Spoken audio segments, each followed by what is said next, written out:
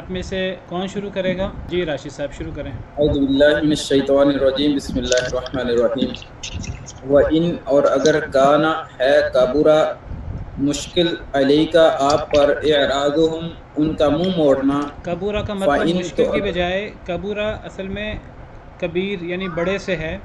اگر آپ پر بڑا ہے یا آپ پر گراں گزرتا ہے تو بامحاورہ معنی مشکل ہی بنے گا۔ فَإِن تو اگر استطاعت آپ کر سکیں یا آپ پاس استطاع ہے، ان تبتغی کہ آپ تلاش کریں، نافقن کوئی سرنگ، فی الارض زمین میں، او سلمن یا کوئی سیڑھی، فی السمائی آسمان میں، فتأتیہم پھر لے آئیں آپ بآیت کوئی نشانی، فتأتیہم ولو اور جی فتأتیہم میں جی فتأتیہم پھر لے آئیں آپ بآیت کوئی نشانی، ولو اور اگر شاء اللہ اللہ چاہتا، لجمعہم تو ضرور اکٹھا کر دیتا انہیں، علی الہدا ہدایت پر، فلا تکونن پس ہرگز نہ بنے آپ من الجاہلین جاہلوں میں سے۔ جزاکم اللہ خیرہ، ماشاء اللہ۔ جی وَإِنْ كَانَ كَبُرَ عَلَيْكَ إِعْرَاضُهُمْ اور اگر ہے بھاری، بڑا یا گراں یا مشکل، علیہ کا آپ کے اوپر اعراضہم ان کا اعراض کرنا، قریش مکہ کا اعراض کرنا، منہ موڑنا، حق کو قبول نہ کرنا، اگر آپ پر یہ چیز گراں گزرتی ہے، فَإِنِ اسْتَطَعْتَ بس اگر آپ طاقت رکھیں، ان تبتغی نفقاً یہ کہ آپ تلاش کریں، نفقاً سرنگ، فی الارض زمین میں۔ اصل میں نفق کہتے ہیں کسی ایسی چیز کو جس کے دو منہ ہوں، اسی سے نفاق ہے، کیونکہ منافق کے دو منہ ہوتے ہیں، دو چہرے ہوتے ہیں۔ منافق ایک چہرے سے اسلام کا اظہار کرتا ہے اور دوسرے چہرے سے وہ کفر کا اظہار کرتا ہے، دل کے اندر وہ کفر چھپائے ہوتا ہے اور منہ سے اسلام کے غلبے کو دیکھ کر، اسلام کی عزت کو دیکھ کر وہ منہ سے اسلام کا اظہار کرتا ہے اور دل میں کفر چھپائے ہوتا ہے، تو ایسے شخص کو منافق کہتے ہیں۔ تو منافق اور نفق کا روٹ ایک ہی ہے۔ یہ جو سرنگ ہے اس کے لیے نفق کا لفظ استعمال ہوتا ہے عربی زبان میں، اور سرنگ کو نفق اس لیے کہتے ہیں کہ اس کے بھی دو منہ ہوتے ہیں، ایک منہ جہاں سے لوگ یا گاڑیاں انٹر ہوتی ہیں اور دوسرے منہ جہاں سے وہ نکلتی ہیں۔ تو اگر آپ پر کفار کا منہ موڑنا، اعراض کرنا گراں گزرتا ہے، بھاری گزرتا ہے، تو اگر آپ طاقت رکھیں یہ کہ آپ تلاش کریں کوئی سرنگ فی الارض زمین میں، او سلمن یا سیڑھی، سلم سیڑھی، یا سیڑھی فی السمائی آسمان میں، بلندی میں، آسمان میں، فتأتیہم بآیہ تو آپ لے آئیں ان کے پاس کوئی نشانی۔ در حقیقت اس آیت کریمہ میں نبی کریم صلی اللہ علیہ وسلم کی شفقت اور نبی کریم صلی اللہ علیہ وسلم جتنے آپ خواہش رکھتے تھے کہ لوگ مسلمان ہو جائیں، یعنی آپ ذرا تصور کیجئے کہ لوگ کفار مکہ نبی کریم صلی اللہ علیہ وسلم کو جھٹلا رہے ہیں، نبی کریم صلی اللہ علیہ وسلم کو جھوٹا، ساحر، جادوگر، مجنون اور اللہ معاف کرے پتہ نہیں کیا کیا کہہ رہے ہیں، اور صرف وہ آپ کو زبانی تکلیفیں نہیں دے رہے، زبانی صرف آپ کی تکذیب نہیں کر رہے، بلکہ وہ عملاً آپ کی مخالفت کے لیے، آپ کے صحابہ کرام کو اور آپ کو دین اسلام پر چلنے سے روکنے کے لیے، دین اسلام کی دعوت سے روکنے کے لیے ہر ممکن حربہ اپناتے ہیں، اللہ معاف کرے تشدد کرنا پڑے، یہاں تک کہ جان کے لالے بھی پڑے اور جان لینے کی بھی کوشش کی گئی اور پتھر بھی برسائے گئے، سب کچھ ہوا، لیکن اس سب کے باوجود نبی کریم صلی اللہ علیہ وسلم انہوں نے کفار سے یہ رویہ نہیں رکھا کہ آپ کفار کو اپنے سے دور کریں اور آپ ان کی ان تکلیفوں کی وجہ سے آپ کفار کے اس طرح مخالف ہو جائیں کہ آپ انہیں اپنی دعوت ہی نہ دیں، اور جس طرح کفار زیادتی کرتے آپ جواب میں یہ کہتے کہ ٹھیک ہے میں تو تمہاری خیر خواہی چاہتا ہوں، اگر تم اپنی خیر خواہی نہیں چاہتے اور تم مجھے زبان سے یا اپنے عمل سے اپنے ہاتھوں سے مجھے تکلیف دیتے ہو یا میرے صحابہ کو تکلیف دیتے ہو تو میں آئندہ تمہاری خیر خواہی نہیں کروں گا۔ نبی کریم صلی اللہ علیہ وسلم نے کبھی ایسا نہیں کیا، بلکہ ان سب زبانی اور عملی اور ہاتھ کی مخالفتوں کے باوجود نبی کریم صلی اللہ علیہ وسلم کفار کے اتنے خیر خواہ تھے ان کی ہدایت کے اور ان کو آگ سے بچانے کے ولیعذ باللہ، کہ وہ اللہ کے غضب سے، اللہ کے عذاب سے وہ بچ جائیں۔ آپ اتنے خیر خواہ تھے کہ اللہ تعالیٰ کو نبی کریم صلی اللہ علیہ وسلم کو تنبیہ کرنی پڑی، آپ کو کہنا پڑا کہ اللہ کا حکم چلے گا، ہدایت اے نبی صلی اللہ علیہ وسلم آپ کے ہاتھ میں نہیں ہے، ہدایت اللہ کے ہاتھ میں ہے۔ اگر آپ پر ان کا منہ موڑنا گراں گزرتا ہے اور آپ سمجھتے ہیں کہ یہ ایمان کیوں نہیں لا رہے، تو ان کا ایمان، ان کی ہدایت اللہ کے ہاتھ میں ہے، اللہ چاہے تو انہیں ہدایت دے۔ اگر آپ سمجھتے ہیں کہ آپ ان کو ہدایت دے سکتے ہیں، آپ ان کے دلوں کو موڑ سکتے ہیں، تو اگر آپ سمجھتے ہیں کہ آپ کے پاس یہ پاور ہے، آپ کے پاس یہ اختیار ہے، تو پھر آپ اپنا اختیار استعمال کریں۔ آپ اگر زمین کے اندر سرنگ کھود سکیں یا آپ آسمان میں سیڑھی لگا سکیں اور زمین میں سرنگ کھود کر زمین کی گہرائیوں سے یا آسمان پہ سیڑھی لگا کر آسمان کی بلندیوں سے آپ کوئی نشانی انہیں لے آئیں کہ یہ ایمان لانے پر مجبور ہو جائیں، اگر آپ ایسا کر سکتے ہیں تو آپ کر لیں۔ یعنی گویا کہ اس سے نبی کریم صلی اللہ علیہ وسلم کی جو خواہش تھی اور آپ کی جو شفقت تھی اپنی امت پر، وہ امت جو آپ کی مخالف ہے، وہ بھی امت کی دو قسمیں ہوتی ہیں، ایک کو امت اجابت کہتے ہیں، یعنی وہ امت آپ کے وہ جانثار صحابہ، وہ امتی جنہوں نے آپ کی دعوت کو قبول کر لیا، جنہیں امت اجابت کہتے ہیں، اور ایک امت دعوت، یعنی وہ امت آپ کے وہ جن کی طرف آپ کو بھیجا گیا لیکن انہوں نے آپ کی دعوت کو قبول نہیں کیا، وہ آپ کا انکار کرتے رہے، آپ کی تکذیب کرتے رہے، ان کو امت دعوت کہتے ہیں۔ آپ اپنی امت کے لیے اتنے شفیق تھے کہ آپ چاہتے تھے کہ کسی طرح وہ ایمان لے آئیں، تو اللہ نے فرمایا کہ اے نبی صلی اللہ علیہ وسلم آپ کی خواہش اپنی جگہ پر۔ دوسری آیت میں فرمایا لعلک باخع نفسک الا یکونوا مؤمنین، شاید کہ آپ اپنے آپ کو ہلاک کر ڈالیں کہ یہ ایمان کیوں نہیں لاتے۔ اس سے نبی کریم صلی اللہ علیہ وسلم کی شفقت اور آپ کی رحمت اپنی پوری امت کے لیے، چاہے وہ آپ کی دعوت پر عمل کرے یا نہ کرے، اس کا اظہار ہوتا ہے۔ لیکن یہاں انداز تنبیہ کا ہے کہ اللہ تعالیٰ تنبیہ کر رہے ہیں کہ آپ اپنی اس خواہش پر اس پر تھوڑا کنٹرول کریں۔ اللہ کے ہاتھ میں ان کے دل ہیں، اللہ کے ہاتھ میں ان کی ہدایت ہے، اللہ کی طرف سے ہدایت ملے گی تو یہ اسلام قبول کریں گے اور یہ ہدایت یافتہ ہوں گے۔ اگر اللہ ان کو ہدایت نہ دینا چاہے تو آپ چاہے زمین میں سرنگ کھود کر زمین کی گہرائیوں سے ان کی من پسند نشانی لے آئیں، یا آپ آسمان پہ سیڑھی لگا کر ان کی من پسند نشانی لے آئیں، یہ پھر بھی ایمان نہیں لائیں گے۔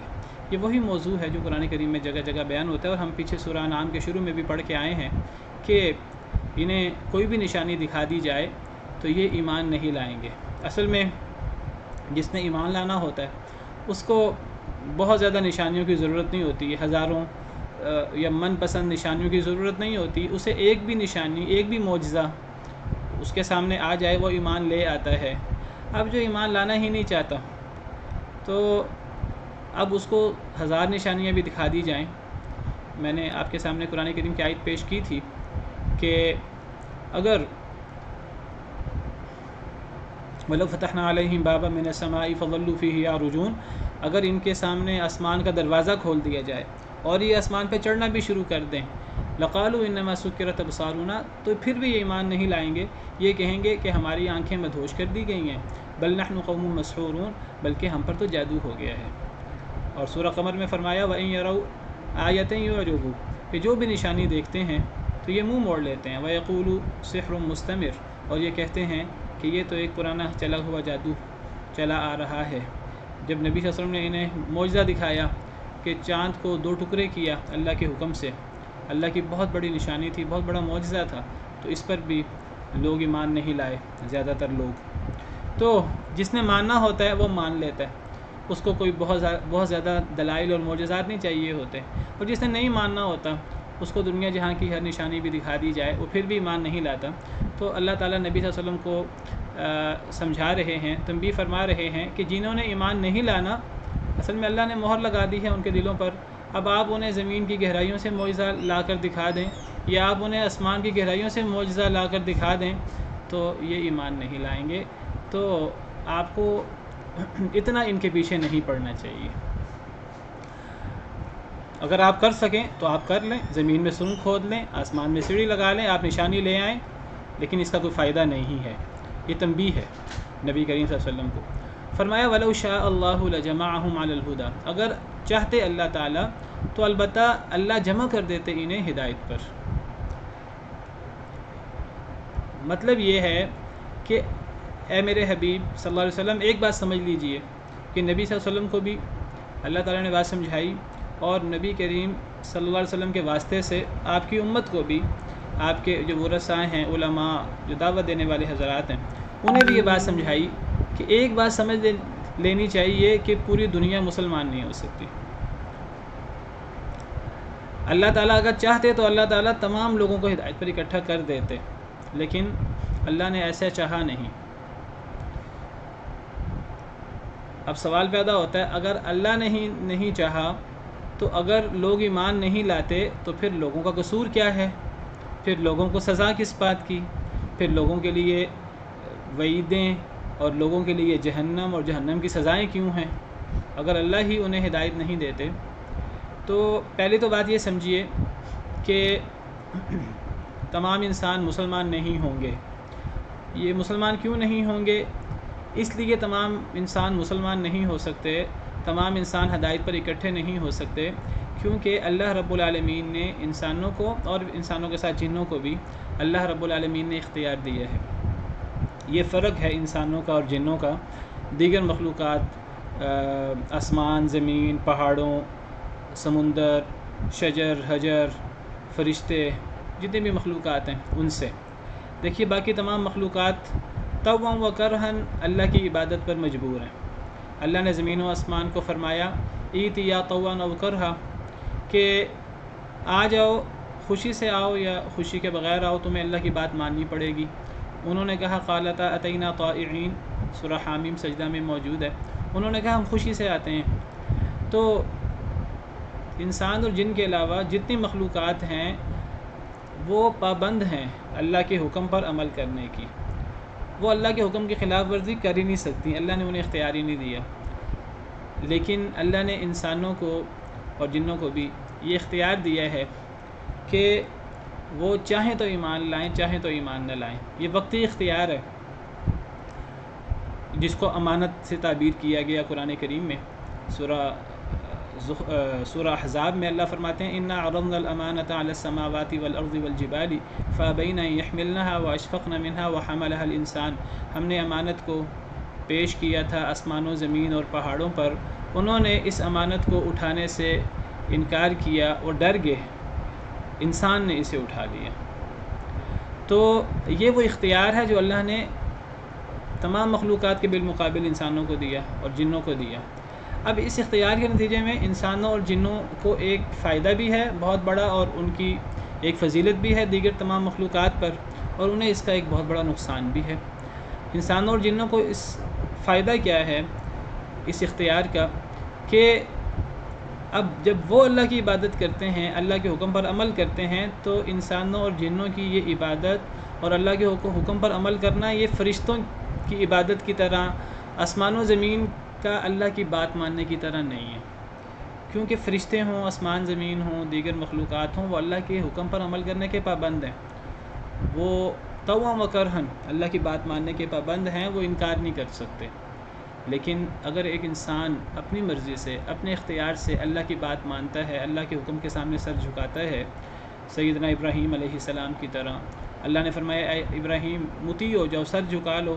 انہوں نے فرمایا اسلمت لرب العالمین، میں رب العالمین کے سامنے میرا سر جھکا ہے، میرا سر قلم کر دیا جائے، مجھے اپنا سر قربان کرنا پڑے، اپنی جان دینی پڑے، بچوں کی قربانی دینی پڑے، اسماعیل کی گردن پر چھری چلانی پڑے، بیوی کو بچے کو بیابان میں چھوڑنا پڑے، پورے گھر بار سے مجھے جو ہے وہ ہجرت کرنی پڑے، میں اللہ کے دین کے لیے سب کچھ کرنے پر تیار ہوں۔ سیدنا ابراہیم، دیگر انبیاء کرام علیہم السلام اور ہمیشہ سے نیک لوگ اور قیامت تک آنے والے نیک لوگ یہ قربانیاں دیتے رہے۔ تو یہ قربانی دینا اور اللہ کے حکم پر عمل کرنا، یہ بہت فرق ہے فرشتوں کا اللہ کی بات ماننے، آسمان و زمین کا اللہ کی بات ماننے میں، اور انسانوں اور جنوں کا اللہ کی بات ماننے میں۔ انسان اور جن اللہ کی بات ماننے تو اللہ کو بہت خوشی ہوتی ہے، اور پھر اللہ کے ہاں ان کا بہت بڑا درجہ ہے۔ پھر اللہ نے اس بات ماننے کے نتیجے میں اور اس اطاعت کے نتیجے میں اللہ نے ان کے لیے بہت بڑا انعام رکھا ہے، دنیا میں بھی اور آخرت میں بھی، کہ اللہ نے جنت رکھی ہے۔ لیکن یہ جنت صرف انسانوں اور جنوں کے لیے ہے، یہ جنت فرشتوں کے لیے نہیں ہے، یہ آسمان و زمین کے لیے، شجر حجر کے لیے، سمندروں کے لیے، دیگر مخلوقات کے لیے نہیں ہے۔ وہ اللہ کی بات مانتے ہیں، وہ اللہ کے حکم سے سرتابی نہیں کر سکتے، وہ کر ہی نہیں سکتے۔ انسان کر سکتا ہے لیکن اگر نہ کرے اور اللہ کی رضا کے مطابق چلے تو پھر انسان کے لیے جنت ہے۔ جب یہ فائدہ ہے انسان کو اور جن کو دیگر مخلوقات کے بالمقابل، تو پھر ایک بہت بڑا نقصان بھی ہے۔ وہ نقصان یہ ہے کہ جب انسان کے پاس یہ اختیار ہے کہ وہ انسان اللہ کی بات نہ مانے، گمراہی کو اختیار کرے، شیطان کے نقش قدم پر چلے، تو پھر اس کے لیے سزا بڑی کڑی ہے۔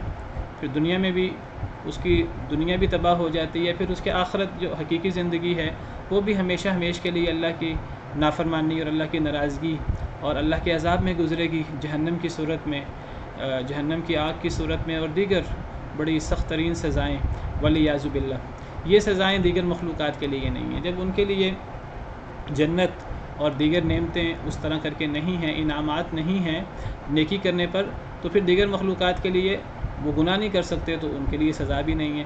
جب انسان کو اللہ کی بات ماننے پر اور نیکی کرنے پر انعامات اور جنت ہے آخرت میں، تو پھر اللہ کی بات نہ مانے تو انسان کے لیے جہنم بھی ہے۔ تو اللہ فرماتے ہیں کہ اگر اللہ چاہتے تو اللہ تعالیٰ انسانوں کو اور جنوں کو سب کو ہدایت پر اکٹھا کر دیتے، لیکن اللہ نے نہیں چاہا۔ اس سے مراد وہ اختیار ہے، وہ امانت ہے جو انسان نے خود اپنی مرضی سے اختیار کی ہے۔ اب جب اللہ نے سب انسانوں کو فرشتوں کی طرح، آسمان و زمین کی طرح پابند نہیں کیا اپنی بات ماننے کا، انسان کے پاس اختیار ہے، تو پھر اب یہ طے ہو گیا کہ سب انسان ہدایت پر نہیں ہو سکتے، کیونکہ زیادہ انسان وہ جب اپنا اختیار استعمال کرتے ہیں تو اپنے اختیار کا غلط استعمال کرتے ہیں اور شیطان کے پیروکار بنتے ہیں اور پھر جہنم کے مستحق بنتے ہیں۔ کم لوگ ہیں جو اللہ کی بات مانتے ہیں اور پھر اللہ کے انعامات کے اور جنت کے حقدار بنتے ہیں۔ تو یہاں اس حقیقت کا یہاں اظہار کیا گیا ہے، اور نبی کریم صلی اللہ علیہ وسلم کو اور ہمیں سمجھایا گیا ہے مسلمانوں کو کہ تمام لوگ مسلمان نہیں ہو سکتے۔ لیکن یہاں ایک بات اور سمجھ لیجیے، اگر تمام لوگ مسلمان نہیں ہو سکتے تو پھر کیا دعوت بھی نہیں دینی چاہیے؟ نہیں، ہمیں نہیں پتہ کہ کون مسلمان ہوگا کون نہیں ہوگا، دعوت کا کام ہمیشہ جاری رہنا چاہیے۔ اللہ تعالیٰ نے قرآن کریم میں فرمایا سورہ بقرہ کے شروع میں، ان الذین کفروا سواء علیہم اانذرتہم ام لم تنذرہم لا یؤمنون، کہ اے نبی صلی اللہ علیہ وسلم کچھ ایسے کافر اور کافروں کے سردار ہیں کہ آپ انہیں ڈرائیں یا نہ ڈرائیں ان کے لیے برابر ہے، وہ ایمان نہیں لائیں گے۔ وجہ کیا ہے؟ اللہ نے مہر لگا دی، ختم اللہ علی قلوبہم وعلی سمعہم وعلی ابصارہم غشاوہ۔ یہ کفار کے ائمۃ الکفر کی بات ہو رہی ہے۔ انسان اپنی مرضی سے، یہ لوگ اپنی مرضی سے اسلام قبول نہیں کرتے۔ جب یہ اسلام نہیں قبول کرنا چاہتے، اللہ بھی پھر انہیں ہدایت نہیں دیتے، اب ان کے دلوں پر مہر لگ گئی ہے۔ تو یہ جو ابو جہل اور دیگر کفر کے سردار تھے، ان کے بارے میں اللہ نے فرما دیا کہ ان کے دلوں پر مہر لگ گئی ہے، آپ انہیں ڈرائیں یا نہ ڈرائیں برابر ہے ان کے لیے، یہ ایمان نہیں لائیں گے۔ اس کے باوجود آپ دیکھیے کہ نبی کریم صلی اللہ علیہ وسلم نے دعوت کا کام روکا نہیں، آپ دعوت دیتے رہے کفار کو بھی آپ ہمیشہ دعوت دیتے رہے، تو دعوت کا کام جاری رہتا ہے۔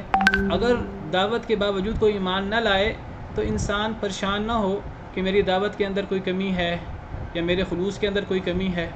نبی کریم صلی اللہ علیہ وسلم بعض دفعہ پریشان ہو جاتے، تو یہ اللہ کی طرف سے ایک تسلی بھی ہے، ایک تنبیہ بھی ہے اور ایک تسلی بھی ہے کہ یہ اصول یاد رکھیے کہ سب ایمان نہیں لائیں گے، سب ہدایت پر اکٹھے نہیں ہوں گے۔ بہت سارے لوگ آپ کی دعوت کے صحیح ہونے کے باوجود، آپ کی شدید محنت کے باوجود بھی بہت سارے لوگ ایمان نہیں لائیں گے۔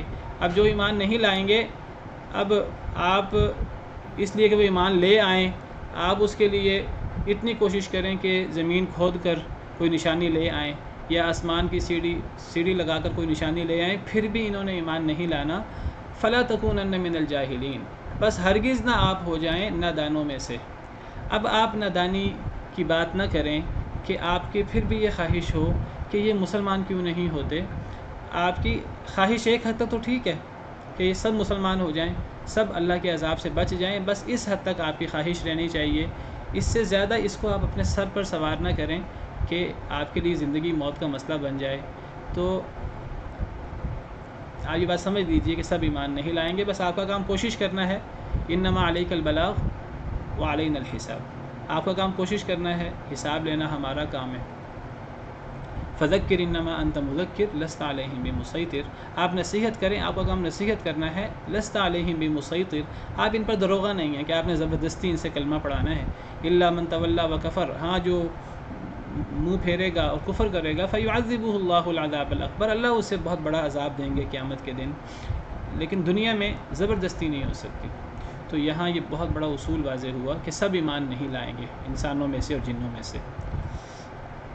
اگلی آیت کریمہ جی کون پڑھے گا؟ السلام علیکم۔ وعلیکم السلام السلام علیکم۔ جی جی پڑھیں۔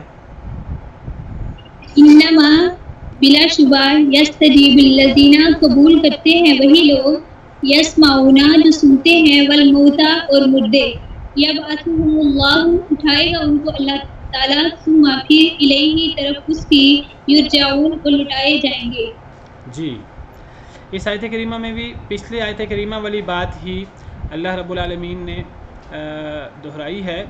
اللہ فرماتے ہیں کہ سب ایمان نہیں لائیں گے، انما یستجیب الذین یسمعون، سوائے اس کے کہ نہیں، قبول تو وہ کرتے ہیں جو سنتے ہیں۔ یعنی حق بات جب پیش کی جاتی ہے نبی کی طرف سے یا نبی کے ورثاء صحابہ علماء کی طرف سے، تو اب حق بات جب اگلے بندے کے سامنے پیش کی جاتی ہے تو کون قبول کرے گا؟ وہ جو زندہ ہوگا، وہ جو سننے والا ہوگا۔ کون سنتا ہے؟ جو زندہ ہوتا ہے۔ والموتى، یہ موتى یہ میت کی جمع ہے، اور جو مردے ہیں، یہاں سے نیا جملہ شروع ہو رہا ہے، نیا سنٹنس شروع ہو رہا ہے، یہاں وقف لازم ہے۔ جو مردے ہیں، یبعثهم اللہ، اللہ انہیں اٹھائیں گے، یعنی قیامت کے دن اللہ مرنے کے بعد انہیں اٹھائیں گے۔ ثم الیہ یرجعون، پھر وہ اللہ کی طرف لوٹائے جائیں گے۔ کیا مطلب؟ مطلب یہ ہے کہ جو زندہ ہے وہ سنتا ہے، جو مردہ ہے وہ سنتا نہیں ہے، وہ سن نہیں سکتا۔ تو یہ جو کافر لوگ ہیں یہ تو مردہ کی طرح ہیں، مردہ ہیں یہ لوگ، یہ زندہ نہیں ہیں۔ تو جو مردہ ہیں یعنی مانوی اعتبار سے مردہ ہیں، ان کے دل ہیں لیکن سمجھتے نہیں، ان کے کان ہیں لیکن سنتے نہیں، ان کی آنکھیں ہیں لیکن دیکھتی نہیں، جس طرح اللہ نے فرمایا صم بکم عمی، تو جن کے کان ہوں سنے نہیں، جن کی آنکھیں ہوں وہ دیکھیں نہیں ان سے اللہ کی نشانیوں کو، جن کے دل ہیں وہ اللہ کی نشانیوں پر، قرآن پر، اللہ کی وحی پر غور نہ کریں، تو یہ لوگ زندہ نہیں ہیں، یہ مردے ہیں۔ تو ہدایت کی بات تو وہ سنیں، ہدایت کی بات پر تو وہ غور کرے جو زندہ ہے، جو سنتا ہے۔ تو اس سے پتہ لگا کہ جو بندہ مسلمان ہوتا ہے اور نبی کی دعوت پر، اسلام کی دعوت پر ایمان لاتا ہے، وہ بندہ زندہ کی طرح ہے۔ اور جو باقی لوگ ہیں چاہے وہ زندہ ہیں، ابھی وہ فوت نہیں ہوئے لیکن وہ مردہ ہیں، وہ مردوں کی طرح ہیں۔ تو یہ مردہ لوگ کبھی بھی نہیں سن سکتے یا کبھی بھی ایمان نہیں لا سکتے۔ اب ان کا معاملہ کیا ہے کہ اللہ ہی انہیں اکٹھا کریں گے قیامت کے دن، پھر یہ اللہ کی طرف ہی لٹائے جائیں گے، پھر اللہ ان سے خود ہی نمٹ لیں گے۔ تو اس آیت کریمہ سے پتہ لگا کہ مسلمان زندہ کی طرح ہے، وہ سنتا ہے، کافر مردہ کی طرح ہے اور وہ نہیں سنتا۔ تو جب کافر کے بارے میں اللہ نے فرمایا کہ وہ مردہ کی طرح ہے، وہ نہیں سنتا، تو گویا کہ اللہ نے کافر کو مردہ سے تشبیہ دی ہے۔ جس طرح مردہ لوگ، قبر میں موجود لوگ حقیقی طور پر نہیں سن سکتے، اسی طرح اللہ نے کافروں کو مردہ قرار دیا، جس طرح حقیقی مردہ نہیں سنتا، حقیقی میت جو قبر میں ہوتا ہے وہ نہیں سنتا، اسی طرح کافر بھی مردوں کی طرح ہیں، وہ بھی نہیں سن سکتے۔ اب وہ دنیا میں زندہ ہیں تو وہ مردہ کی طرح ہیں، وہ مریں گے اور پھر جب قیامت کے دن اللہ انہیں اٹھائیں گے، پھر وہ اللہ کی طرف لوٹائے جائیں گے، پھر اللہ ان سے حساب لیں گے۔ تو اس سے یہ بھی پتہ لگتا ہے کہ مردے نہیں سنتے، کیونکہ اللہ نے کافروں کو مردوں سے تشبیہ دی، اور اس تشبیہ سے ثابت کیا کیا کہ جس طرح حقیقی مردے نہیں سنتے، کافر بھی حقیقی مردوں کی طرح ہیں حق کی بات کو سننے کے معاملے میں۔ کافر بھی مردوں کی طرح ہیں، جس طرح حقیقی مردہ نہیں سنتا، الا یہ کہ جو اللہ سنانا چاہے، اللہ جو سنانا چاہے اللہ مردے کو بھی سنا دیتا ہے، لیکن عام اصول یہ ہے کہ مردہ نہیں سنتا۔ جس طرح حقیقی مردہ نہیں سنتا، کافر بھی حقیقی مردوں کی طرح ہیں، وہ بھی نہیں سنتے۔ یہاں پچھلی آیت والا موضوع ہی ہے۔ اگلی آیت کریمہ جی میں پڑھتا ہوں۔ جی ساتھ ساتھ۔ وقالو، اور وہ کہتے ہیں، لولا نزل، کیوں نہیں اتاری گئی، انہوں نے کہا، علیہ، ماضی ہے، کہتے انہوں نے ہیں، یہ کہا، مضارع کا معنی ہے۔ جی، لولا نزل، کیوں نہیں اتاری گئی، علیہ، اس پر، آیتن، کوئی نشانی، من ربہ، اس کے رب کی طرف سے، کل، آپ کہہ دیں، ان اللہ، بے شک اللہ تعالی، قادر ہے، علی، پر، ان ینزل، کہ اتارے، آیتن، کوئی نشانی، ولیکن، اور لیکن، اکثرہم، ان میں سے اکثر، لا یعلمون، نہیں جانتے۔ جزاکم اللہ، بالکل ٹھیک۔ وقالو، اور انہوں نے کہا، کفار نے کہا۔ یہ جو مکی صورتیں ہیں ان کا میں بتا چکا ہوں شروع میں، اس صورت کے شروع میں، ان میں زیادہ تر کفار کے اعتراضات پیش کیے گئے ہیں اور ان کا جواب عقلی نقلی دیا گیا ہے۔ مکی صورتوں کا موضوع جنت جہنم، کفار کے اعتراضات، توحید کی باتیں۔ کفار کا ایک اعتراض جو عام اعتراض ہے، کفار مکہ بھی کرتے تھے، آج کل بھی لوگ کرتے ہیں، اس دور میں کرتے تھے۔ وقالوا لولا نزل علیہ آیۃ من ربی، انہوں نے کہا کہ کیوں نہیں نازل کی گئی اس پر سے مراد محمد، ہم کہتے ہیں صلی اللہ علیہ وسلم پر، اس پر کوئی نشانی کیوں نہیں نازل کی گئی، من ربی، ان کے رب کی طرف سے۔ اب سوال یہ ہے کہ کافروں کا ایک اعتراض ہے کہ یہ جو اپنے آپ کو نبی کہتے ہیں محمد صلی اللہ علیہ وسلم، تو اگر یہ اللہ کے نبی ہیں تو ان پر کوئی نشانی کیوں نہیں اترتی، یہ ان کا اعتراض ہے۔ اب آپ بتائیے کہ ان کا اعتراض یہ صحیح ہے کہ صحیح نہیں ہے؟ کیا واقعی ایسی بات تھی کہ نبی کریم صلی اللہ علیہ وسلم پر کوئی نشانی نہیں اتری تھی؟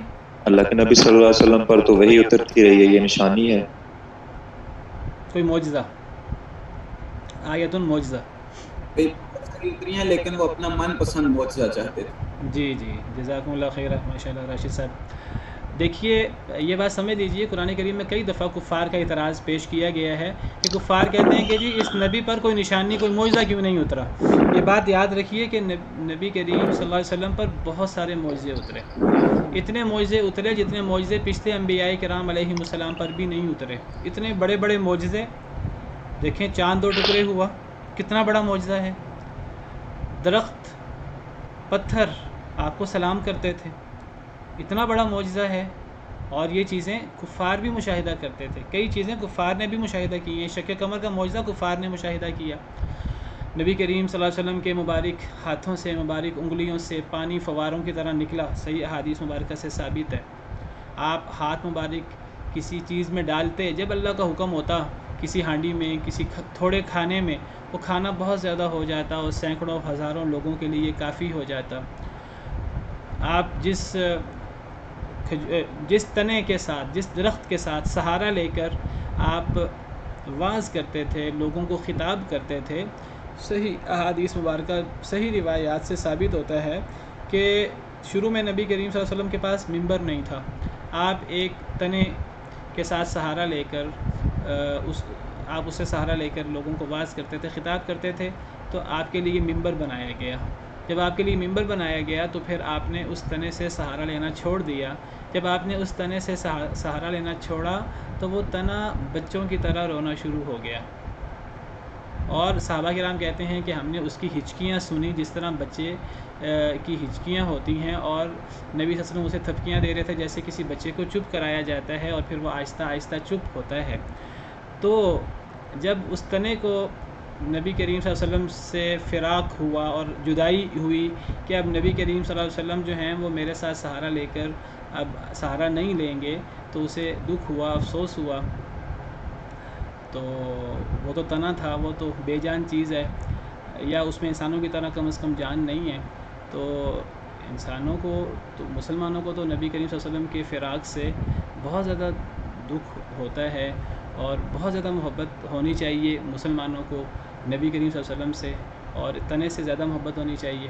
اور محبت کا ثبوت زبان سے بھی ہوتا ہے اور عمل سے بھی ہوتا ہے کہ انسان نبی کی سنتوں پر عمل کرے۔ تو بہرحال یہ وہ معجزے ہیں بہت بڑے بڑے جو نبی کریم صلی اللہ علیہ وسلم کو اللہ نے دیے۔ ان معجزوں میں سے ایک سب سے بڑا معجزہ، ایک ایسا معجزہ کہ ایسا معجزہ کبھی کسی نبی کو نہیں دیا گیا۔ دیگر انبیاء کرام علیہم السلام کے معجزے جو ہیں وہ ان کی زندگی تک کے لیے ہوتے تھے اور وقتی ہوتے تھے۔ جب اللہ کا حکم ہوتا تھا تو معجزے ہوتے تھے، جب اللہ کا حکم نہیں ہوتا تھا تو معجزے وقوع پذیر نہیں ہوتے تھے۔ مثال کے طور پر سیدنا موسیٰ علیہ السلام کا معجزہ ہے، لاٹھی وہ ڈالتے تھے تو وہ سانپ بن جاتا تھا اللہ کے حکم سے۔ تو یہ لاٹھی ڈالنے پر وہ ہمیشہ سانپ نہیں بنتا تھا، شروع میں نہیں بنتا تھا۔ حضرت موسیٰ علیہ السلام بکریاں چراتے تھے، اس سے وہ سانپ نہیں بنتا تھا۔ جب اللہ نے کہا کہ اے موسیٰ آپ اپنی لاٹھی ڈالیں، تو وہ حضرت موسیٰ نے ڈالی لاٹھی تو وہ سانپ بن گئی۔ تو ہمیشہ وہ سانپ نہیں بنتی تھی، جب اللہ کا حکم ہوتا تھا تو وہ لاٹھی سانپ بنتی تھی، کبھی وہ سانپ بنتی تھی، کبھی وہ اژدہا بنتی تھی، کبھی کچھ بنتی تھی، کبھی کچھ بنتی تھی، ہمیشہ ایک جیسی صورت نہیں ہوتی تھی۔ جب اللہ کا جو حکم ہوتا تھا وہ ہوتا تھا۔ تو لیکن وہ حضرت موسیٰ علیہ السلام کے ساتھ ہی یہ معجزہ ختم ہو گیا۔ اسی طرح دیگر انبیاء کرام علیہ السلام کے معجزے ہیں۔ نبی کریم صلی اللہ علیہ وسلم کا جو سب سے بڑا معجزہ ہے وہ قرآن کریم، اور قرآن کریم کی ہر آیت، ابھی کسی نے بات کی تھی کسی بھائی نے کہ قرآن کریم کی آیات بھی تو معجزہ ہیں۔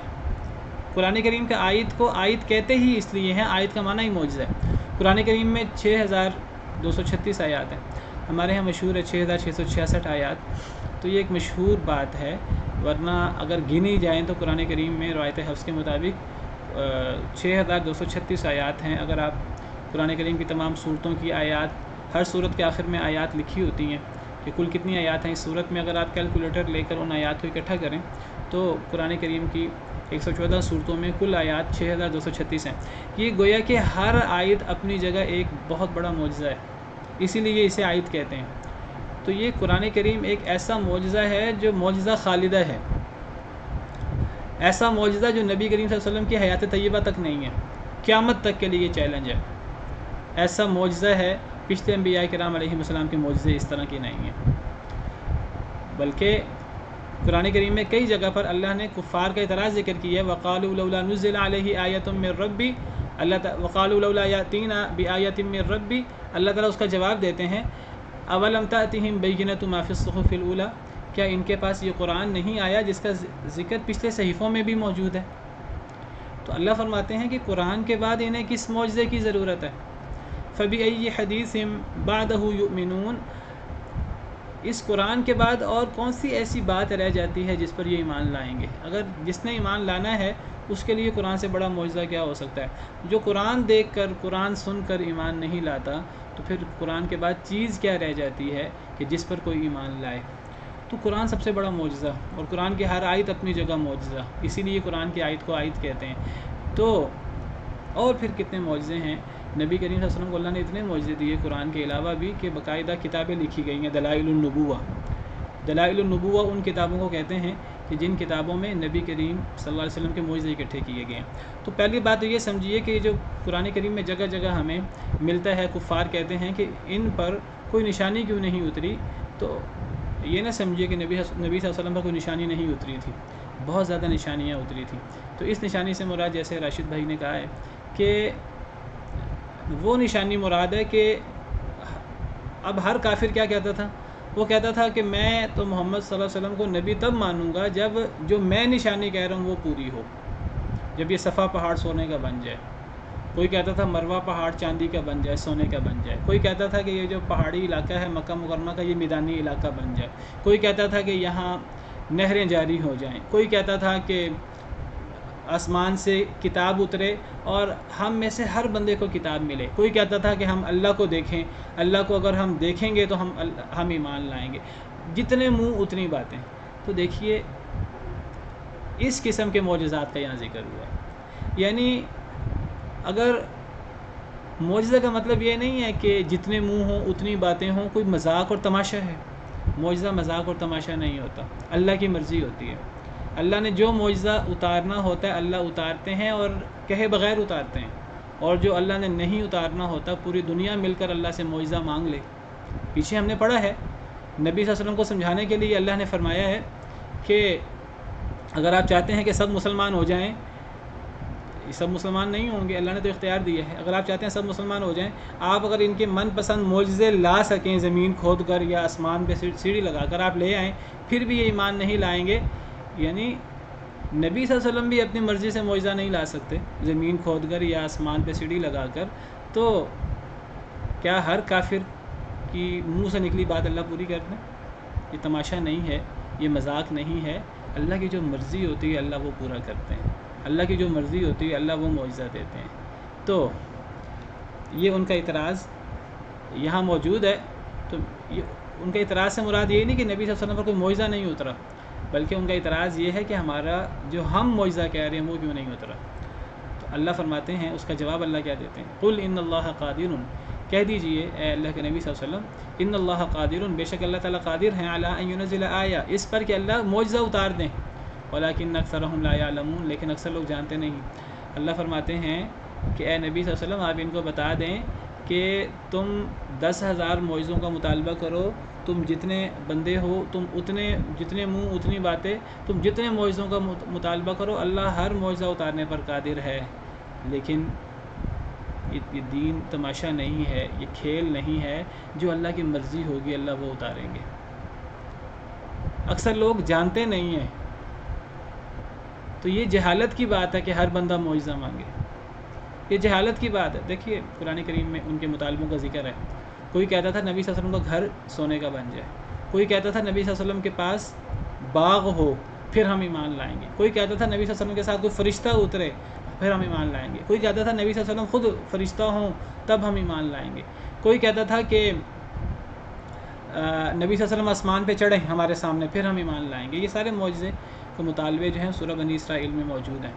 کوئی کہتا تھا کہ ہم پر بل یرید کل امرئ منہم ان یؤتی صحفا منشرہ، ان میں سے ہر بندہ چاہتا ہے ہر بندے کو اس کے ہاتھ میں کتاب ملے پھر وہ ایمان لائے گا، جس طرح نبی صلی اللہ علیہ وسلم دعویٰ کر رہے ہیں کہ مجھ پر قرآن اتر رہا ہے، یہ کہتے ہیں ہم تب مانیں گے قرآن کو جب ہم پر بھی اللہ کی وحی اترے۔ کوئی کہتا تھا کہ ہم اللہ کو دیکھنا چاہتے ہیں، جس طرح یہود بدبختوں نے مطالبہ کیا۔ تو اللہ فرماتے ہیں کہ اللہ ہر معجزہ پورا کرنے پر قادر ہے، لیکن اللہ پورا کریں گے نہیں۔ وجہ یہ ہے کہ اگر اللہ ہر بندے کا ہر معجزہ بھی پورا کر دے، اللہ کو پتہ پھر بھی یہ ایمان نہیں لائیں گے، تو اللہ ضرور جو ہے وہ لوگوں کے مطالبے پورے کرتے رہیں اور اللہ ضرور دین کو تماشا بناتے رہیں۔ تو اللہ قادر ہے ہر معجزہ اتارنے پر، لیکن یہ لوگ جانتے نہیں ہیں، تو لہٰذا یہ لوگ پھر بھی من پسند معجزے مانگتے رہتے ہیں۔ جو اللہ نے معجزے اتار دیے ہیں انہی پر اکتفا کرو، اور وہ اتنے کافی ہیں معجزے کہ تمہیں مزید معجزوں کی ضرورت نہیں ہے۔ جی میں اب آگے خود پڑھ لیتا ہوں، وقت کم ہے تو ختم ہونے کے قریب ہے۔ وَمَا مِن دَابَّةٍ فِي الْأَرْضِ وَلَا طَائِرٍ يَطِيرُ بِجَنَاحَيْهِ إِلَّا أُمَمٌ أَمْثَالُكُمْ، اور نہیں ہے کوئی بھی چوپایا فی الارض زمین میں، ولا طائر اور نہ کوئی پرندہ اڑنے والا، یطیر بجناحیہ جو اڑتا ہے اپنے دونوں پروں سے، الا امم امثالکم مگر وہ جماعتیں ہیں امثالکم تمہاری طرح۔ اللہ فرماتے ہیں کہ زمین میں جتنے بھی چوپائے ہیں اور آسمان پہ اڑنے والے جتنے بھی پرندے ہیں جو اپنے پروں سے اڑتے ہیں، دو پروں سے اڑتے ہیں، اللہ فرماتے ہیں کہ وہ سب تمہاری طرح اے انسانوں تمہاری طرح وہ جماعتیں ہیں۔ تو یعنی جس طرح انسان دنیا کے اندر اربوں کی تعداد میں موجود ہیں، اسی طرح دیگر جانور اور دیگر پرندے بھی قسم قسم کے وہ کروڑوں اربوں کی تعداد میں موجود ہیں۔ اور صرف وہ کروڑوں اربوں کی تعداد میں نہیں ہے، ہر جانور کی ہزاروں لاکھوں کروڑوں اقسام ہیں، اور ہر قسم اس میں لاکھوں کروڑوں افراد موجود ہیں۔ جس طرح انسان پیدا ہوتے ہیں، جس طرح انسان کو اللہ روزی دیتا ہے، جس طرح انسانوں کو اللہ تعالیٰ نعمتیں کرتے ہیں، ان کی حاجتیں پوری کرتے ہیں، ان کو موت دیتے ہیں، ان کے معاملات حل کرتے ہیں، اسی طرح دیگر مخلوقات بھی ہیں، ہزاروں لاکھوں کروڑوں دیگر مخلوقات بھی ہیں، اور وہ بھی انسانوں کی طرح امتیں ہیں، جماعتیں ہیں، اور اللہ ان سب کی بھی ضرورتیں پوری کر رہے ہیں۔ اللہ ان سب کو بھی زندہ کر رہے ہیں، مار رہے ہیں، رزق دے رہے ہیں، نعمتیں دے رہے ہیں، ان کی حاجتیں پوری کر رہے ہیں، ان کی ضرورتیں سن رہے ہیں۔ ما فرطنا فی الکتاب من شیء، نہیں ہم نے کمی چھوڑی فی الکتابی، کتاب میں، من شیء کچھ بھی۔ فرطنا کا مطلب کمی چھوڑنا، پیچھے بھی یہ لفظ گزرا ہے۔ ہم نے کتاب میں کسی قسم کی کمی نہیں چھوڑی۔ کتاب سے کیا مراد ہے؟ بعض مفسرین کے مطابق کتاب سے مراد یہاں الکتاب ہے، یعنی لوح محفوظ جو الکتاب ہے۔ وعندنا الکتاب، وعندہ الکتاب، اللہ کے پاس الکتاب ہے، یعنی لوح محفوظ۔ بعض کہتے ہیں لوح محفوظ میں کوئی کمی نہیں ہے۔ کیا مطلب؟ یعنی دنیا میں جتنے واقعات ہو رہے ہیں، جتنی چیزیں مشکلات آ رہی ہیں، آسانیاں آ رہی ہیں، جس کو جتنا رزق مل رہا ہے، جو پیدا ہو رہا ہے، جو فوت ہو رہا ہے، ہر چیز لوح محفوظ میں موجود ہے۔ یہ تفسیر ہے اس جملے کی، اس آیت کریمہ کی۔ بعض کہتے ہیں یہاں کتاب سے مراد قرآن ہے۔ ما فرطنا فی الکتاب من شیء، نہیں ہم نے کوئی کمی چھوڑی فی الکتابی، کتاب سے مراد قرآن، یعنی قرآن میں، من شیء کچھ بھی، یعنی قرآن میں کوئی کمی نہیں ہے۔ کیا مطلب؟ یعنی قرآن میں ہر مسئلے کا حل موجود ہے۔ دونوں تفسیریں ہیں، زیادہ تر مفسرین نے پہلی تفسیر کو بیان کی ہے کہ کتاب سے مراد لوح محفوظ ہے۔ اگر تو لوح محفوظ ہو، معنی واضح ہے کہ لوح محفوظ میں ہر بات موجود ہے، اللہ نے ہر بات پہلے سے لکھ رکھی ہے لوح محفوظ میں۔ لوح محفوظ میں ہر چیز موجود ہے، کتنے انسان پیدا ہوں گے، کون کب پیدا ہوگا، کس کو کتنی روزی ملے گی، کون کب فوت ہوگا۔ اللہ کو ہر چیز کا پہلے سے علم ہی نہیں ہے، صرف اللہ نے ہر چیز پہلے سے لکھوا رکھی ہے۔ اللہ کا علم تو اتنا کامل ہے۔ اگر دوسری تفسیر ہو، بعض علماء نے دوسری تفسیر بھی کی ہے کہ کتاب سے مراد قرآن ہے، تو اس کا مطلب یہ ہوگا کہ قرآن میں کوئی کمی نہیں چھوڑی اللہ تعالیٰ نے، یعنی قرآن میں ہر مسئلے کا حل موجود ہے۔ جس طرح اللہ فرماتے ہیں وَنَزَّلْنَا عَلَيْكَ الْكِتَابَ بِيَانًا لِكُلِّ شَيْءٍ، اے نبی صلی اللہ علیہ وسلم، ہم نے آپ پر ایسی کتاب اتاری ہے کہ جس میں ہر شے کا بیان موجود ہے۔ تِبْيَانًا لِكُلِّ شَيْءٍ، ہر شے کا بیان موجود ہے۔ تو اگر اس سے مراد قرآن لیں پھر بھی معنی صحیح ہے کہ قرآن میں کوئی کمی نہیں ہے۔ یہ بات یاد رکھیے کہ قرآن کریم میں جب بھی قرآن کی بات آتی ہے تو سنت بالطبع آ جاتی ہے قرآن کے اندر، کیونکہ سنت حدیث جو ہے اسی قرآن کی شرح ہے، اسی قرآن کا بیان ہے۔ اللہ تعالیٰ نے نبی صلی اللہ علیہ وسلم کو بھیجا تھا قرآن کی تبیین کے لیے۔ سورۃ النحل آیت نمبر 44 اللہ فرماتے ہیں وَأَنزَلْنَا إِلَيْكَ الذِّكْرَ لِتُبَيِّنَ لِلنَّاسِ مَا نُزِّلَ إِلَيْهِمْ، اے نبی صلی اللہ علیہ وسلم، ہم نے آپ پر ذکر یعنی قرآن اس لیے نازل کیا تاکہ آپ اسے لوگوں کے سامنے بیان کر دیں، اس کی تشریح لوگوں کے سامنے بیان کر دیں۔ نبی صلی اللہ علیہ وسلم نے اپنی پوری حیات طیبہ میں، نبوی زندگی میں جو تقریباً 23 سال کی ہے، اپنے مبارک اقوال، اپنے مبارک افعال، اپنی تقریرات کے ذریعے آپ نے ہمیشہ قرآن کی تشریح، قرآن کی تبیین ہی کی ہے۔ آپ کا ہر عمل، ہر قول، آپ کا وہ قرآن کی تشریح ہی تھا۔ آپ نے جو حدیث مبارکہ بیان کی وہ قرآن کی شرح میں ہی تھی۔ تو ایک قرآن وہ تھا جو آسمان سے اترتا تھا، اور ایک قرآن وہ تھا جو مدینہ منورہ کی گلیوں میں چلتا پھرتا تھا۔ نبی کریم صلی اللہ علیہ وسلم قرآن کی عملی تفسیر تھے، اور آپ کا بنیادی فریضہ قرآن کی وضاحت، اور قرآن آپ صرف ایک ڈاکیہ کی طرح والعیاذ باللہ آپ قرآن کو امت تک پہنچانے نہیں آئے تھے۔ اگر آپ نے امت تک قرآن کو پہنچانا ہوتا کچھ کہے بغیر، کچھ وضاحت کیے بغیر، تو پھر شاید آپ کی ضرورت بھی نہ ہوتی۔ لیکن اللہ نبی کو بھیجتے ہیں کہ نبی صرف قرآن پہنچائے نہیں بلکہ قرآن کی پوری وضاحت اور قرآن کو امپلیمنٹ کر کے دکھائے، اور جو بھی لوگوں کو مشکل پیش آ رہی ہے وہ سکھائے۔ تو وہ جو نبی سکھاتے ہیں اپنے قول، فعل، تقریر کے ذریعے، تو وہ قرآن اور قرآن کی تشریح ہوتی ہے، وہ قرآن کا حصہ ہوتی ہے۔ تو کتاب میں اپنی تشریح سمیت، اپنی تبیین سمیت کوئی کمی نہیں ہے۔ یعنی مطلب یہ ہے کہ دین میں ہر مسئلے کا حل موجود ہے۔ ہمارا دین ضابطہ حیات ہے، اس میں ہر مسئلے کا حل موجود ہے۔ اگر جہاں کتاب سے مراد صرف قرآن لیں تو پھر کئی لوگوں کو بات سمجھ نہیں آتی کہ قرآن میں تو ہر شے موجود نہیں ہے۔ بالفرض قرآن میں تو نماز کا پورا طریقہ موجود نہیں ہے، قرآن میں تو زکوٰۃ کتنی ادا کرنی ہے، حج کیسے کرنا ہے، تفصیلات موجود نہیں ہیں، روزے کی تفصیلات، دیگر نکاح طلاق کے معاملات، دیگر معاشی معاملات، قرآن میں ہر چیز کی تفصیل موجود نہیں ہے۔ حالانکہ اللہ فرماتے ہیں ہم نے کتاب میں کوئی کمی نہیں چھوڑی۔ دوسری آیت میں اللہ فرماتے ہیں کہ ہم نے آپ پر ایسی کتاب اتاری ہے جس میں ہر شے کا کافی شافی بیان موجود ہے۔ تو اصل میں یہاں کتاب سے مراد، اگر ہم قرآن لیں، اگر لوح محفوظ مراد نہ لیں، قرآن لیں، تو پھر قرآن سے مراد قرآن اپنی تشریح سمیت ہوگا۔ تو یہ تفسیر بھی صحیح ہے۔ نہیں ہم نے کمی چھوڑی فی الکتابی، کتاب میں یعنی قرآن میں من شیء کچھ بھی، یعنی دین اسلام میں ہر مسئلے کا حل موجود ہے، یہ ہمارے ایمان کا حصہ ہے۔ ہاں یہ ایک الگ بات ہے ہمیں سمجھ آئے یا نہ آئے، اللہ نے دنیا کے اندر ایسے لوگ رکھے ہیں، ایسے علماء رکھے ہیں جو غور کرتے ہیں، اور کسی کو کسی مسئلے کا حل مل جاتا ہے، دوسرے کو نہیں ملتا، کسی کو کچھ سمجھ آتی ہے، کسی کو کچھ سمجھ آتی ہے۔ تو قرآن میں اور سنت میں ہر مسئلے کا حل موجود ہے۔ بعض مسائل کا حل صراحتاً موجود ہے، بعض کا حل اشاروں میں موجود ہے، بعض کے لیے بعض صراحت سے مل جاتا ہے، بعض کے لیے اجتہاد کرنا پڑتا ہے، گہرائی میں جانا پڑتا ہے۔ ہر مسئلے کا حل موجود ہے، کسی کو ملے نہ ملے وہ ایک الگ بات ہے، اور انسانوں کا کام ہے، علماء کا کام ہے، مسلمانوں کا کام ہے وہ کتاب اللہ میں تدبر کریں، غور و فکر کریں، اور اپنے تمام مسائل کا حل نکالیں۔ ان کو کتاب و سنت میں تمام مسائل کا حل ملے گا، اور ضرور ملے گا۔ یہ ہمارے ایمان کا حصہ ہے۔ ہمیں قرآن و سنت کے علاوہ دنیا میں کامیابی کے لیے کسی اور چیز کی ضرورت نہیں ہے۔ ثم الی ربہم یحشرون، پھر اپنے رب کی طرف وہ سب اکٹھے کیے جائیں گے، پھر اپنے رب کی طرف وہ اکٹھے کیے جائیں گے۔ حشر کا مطلب ہوتا ہے اکٹھا کرنا، یوم الحشر، اکٹھا ہونے کا دن۔